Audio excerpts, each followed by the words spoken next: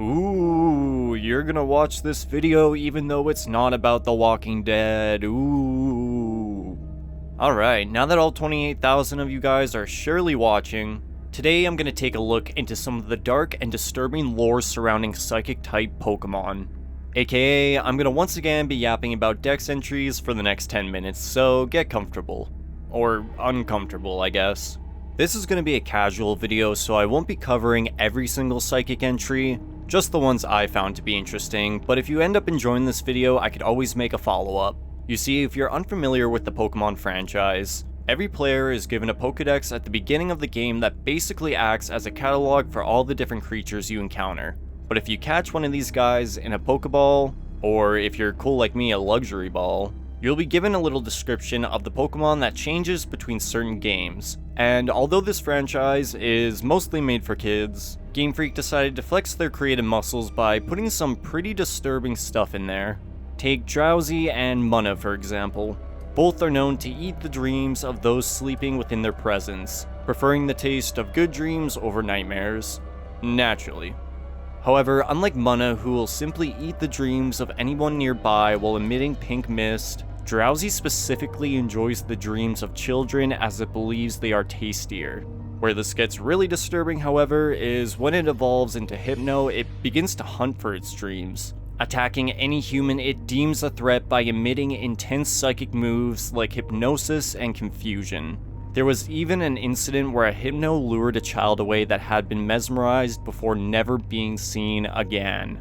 I can only imagine the horrific fate that child endured as they laid in a constant state of hypnosis while the Hypno feasted on their dreams. Clearly, some of these psychic Pokemon come with sinister intentions, but that isn't exactly the case for all, such as Slowking, who is the victim of a shelter biting onto its head before injecting toxins into its brain. Toxins that actually make it more intelligent every time it yawns. But if the shelter were to fall off, it would lose all the intelligence it had gained, throwing into question who is really in control during the symbiosis. Well, with the Galarian form, it's straight up confirmed the shelter is the one with the power. And when chanting while eating certain foods, its toxins will create different kinds of potions that Galarian Slowking administers to weak Pokemon it discovers. Potions that it doesn't even know the effects of. Which is actually pretty disturbing if you think about it, as even though it may be intending to help, Slowking could accidentally poison an already injured Pokemon if not careful.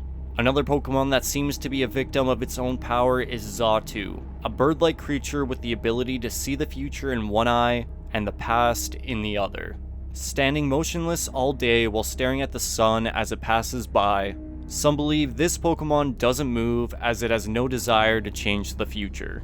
But others believe it remains in a state of shock out of fear of what's to come.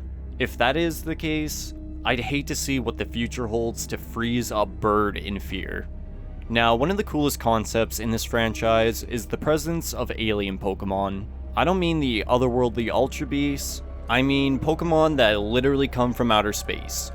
Such as Elgyem, a creature that is said to be linked to a UFO crash site in the desert 50 years ago, obviously referencing the Roswell, New Mexico incident from our world. The Ultra Sun entry states that Elgyem is often mistaken for an alien by people spotting the creature, but pretty much every other entry points to it legitimately being from another world. It's unknown what the creature is there for, but if threatened, it uses its psychic powers to squeeze the brains of its victims, causing some of the worst headaches imaginable. And if that wasn't bad enough, its evolution Elgyem straight up controls its victims' brains and implants false memories.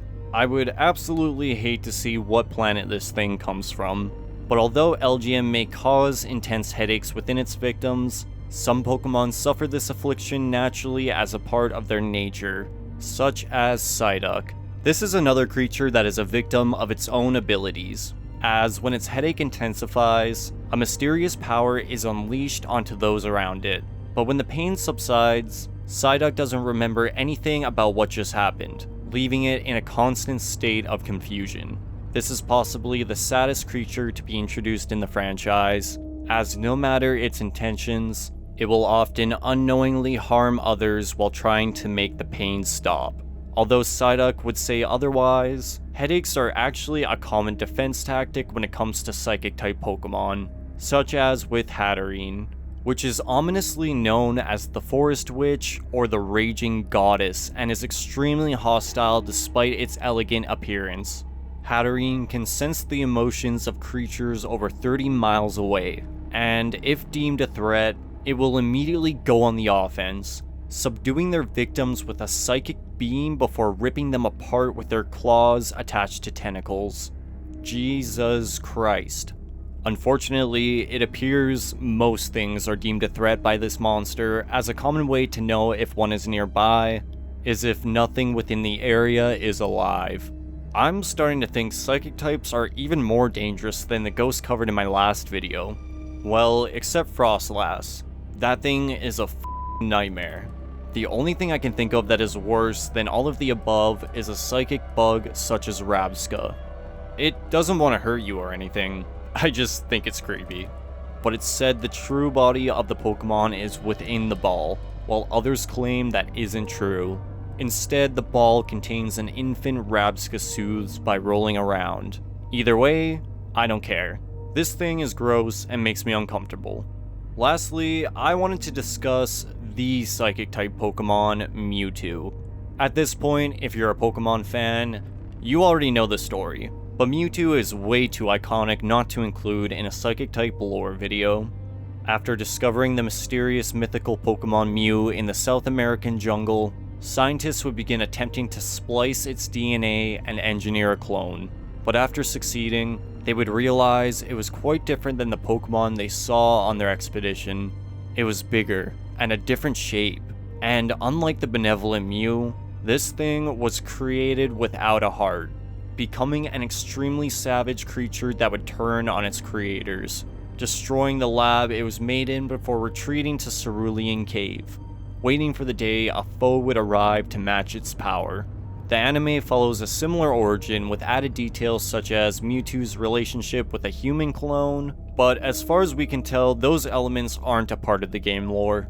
One of my all-time favorite fan theories is that Ditto was a failed Mew clone, as the only places to catch it in Pokemon Yellow are the Pokemon Mansion where Mewtwo was created, and Cerulean Cave where it of course now lies. But that isn't the case in Pokemon Red and Blue, so make of that what you will.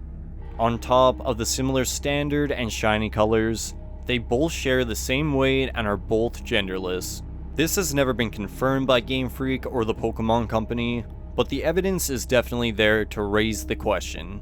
I love the creepy lore behind Psychic-type Pokemon and the sinister nature around them, but the dark descriptions don't end here. There are many other Psychic Pokemon with disturbing entries I didn't go over in this video, so if you'd like to see a part 2, let me know in the comments down below. Or if you think another type could fit this theme of horror, I'd love to hear it as well. I'm aware non-Walking Dead videos don't do as well on my channel, but for those of you who have made it this far, genuinely from the bottom of my heart, thank you so much for watching.